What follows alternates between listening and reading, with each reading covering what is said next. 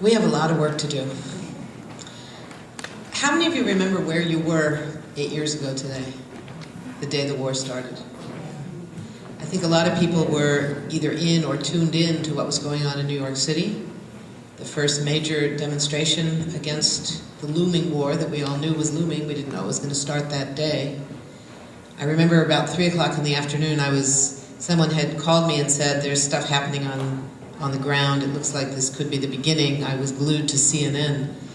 And around 3 o'clock in the afternoon, the word first came that the first bombs had been dropped near Kabul. And I remember calling a friend of mine who was working on the demonstration in New York, and I reached her on her cell phone backstage, and she said, "Why are you calling?" And I said, "We just got word the bombs just began to fall." And she said, "We're just getting started here. It's good timing." That was before it was Obama's war. That was when it was Bush's war. It was never a good war. And I think a lot of us knew at the beginning that it was never a good war. That's why there were people protesting in the streets early on. Because it wasn't a legitimate war, it wasn't a gutsy war, it wasn't all the things they like to say, the gutsy war of the firefighters that was going to get those guys who got us. It never was that. It was never going to do that, and it never did.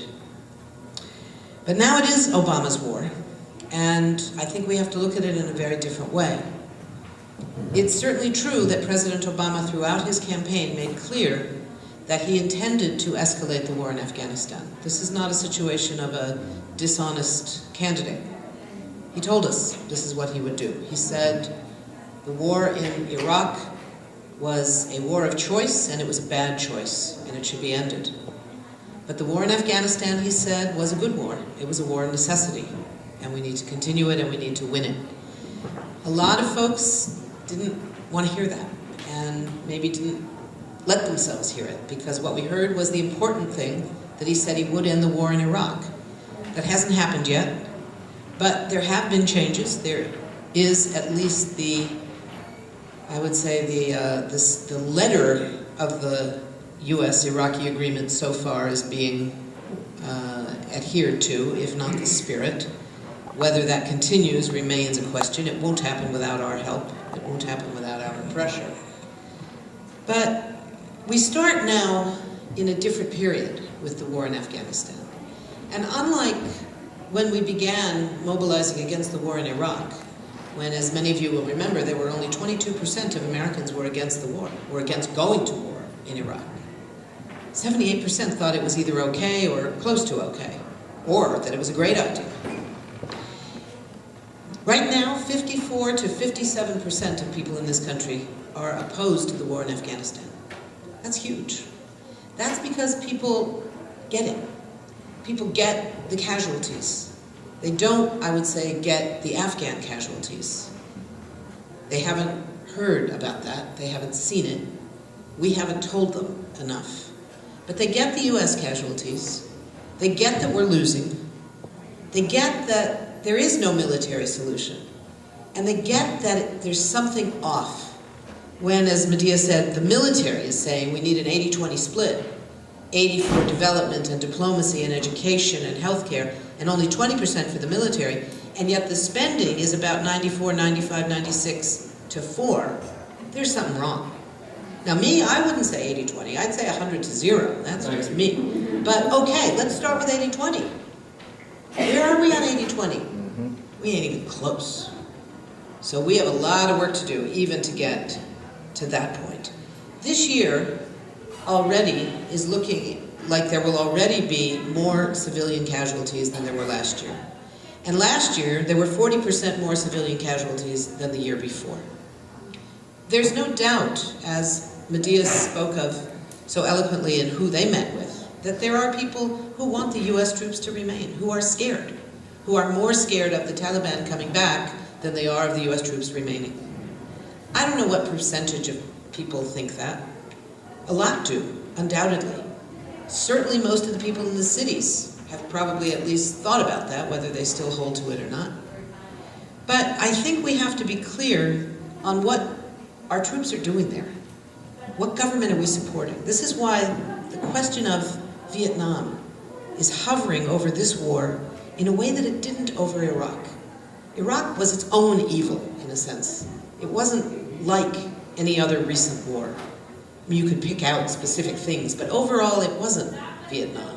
Afghanistan is looking more and more like Vietnam, up to and including thousands, tens of thousands, scores of thousands, and soon hundreds of thousands, potentially, of US and allied troops that are in Afghanistan to prop up a government whose corruption is so endemic, so deep, that not even its supporters in Washington can claim that it's legitimate.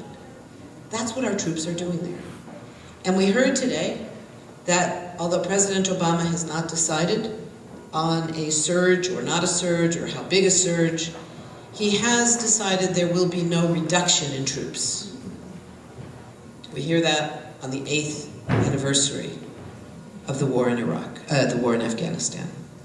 Since the war began, we have spent $896 billion on the wars in Iraq and Afghanistan, $224 billion on Afghanistan alone, the good war. And what did we get for it? Thousands of dead Afghans, hundreds of dead US troops, hundreds of dead coalition soldiers, a devastated country. The Taliban may be driven over the border into Pakistan, maybe gone back to their villages, because let's not forget the great comment from Admiral Mullen, who I think must have trained with the Washington Peace Center in another life. He was asked in a congressional hearing the other day, can you tell me, General, how Admiral, I always mix up Admiral, General. Admiral means boats, right? Makes a lot of sense in Afghanistan, right? Landlocked, you know. Somebody asked him, can you tell me, Admiral, how many tanks does the Taliban have? I'm not aware of them having any, sir. And how many planes do they have? None. Then can you tell me, how are they winning? And he paused for a minute and he said, something, it's their country. Okay, there you have it. If it's your country, you don't need tanks and planes the way you do if you're invading somebody else's country. Now, that doesn't mean that everybody in the country is legitimate and great, and whoever runs, we don't care, it's all fine. But let's be clear about who we're supporting, who's on our side there. General Dostum, great ally of President Karzai, who only came back recently from Saudi Arabia, where he was in hiding because he was facing charges all over the world for the war crimes he committed during the civil war in Afghanistan. He was one of our guys. He was one of the myriad of warlords that we armed, we paid, we supported, and he was, I mean, he would vie with the Taliban leadership for the oppression of women, to begin with. Hekmatyar, Gulbuddin Hekmatyar, one of the other warlord leaders who's still in Afghanistan, fighting on the Taliban side, he's a guy who was against the Taliban for 8 years, fought against them, then went into hiding. Now he's fighting against the US. He's known for throwing acid in the face of Afghan schoolgirls. These are not nice guys. These are the guys we paid for, we armed, we supported, and now they're back. So when we talk about we can't let the Taliban come back, well, yeah, the Taliban coming back would be pretty awful. But what they've got now in the countryside is pretty awful.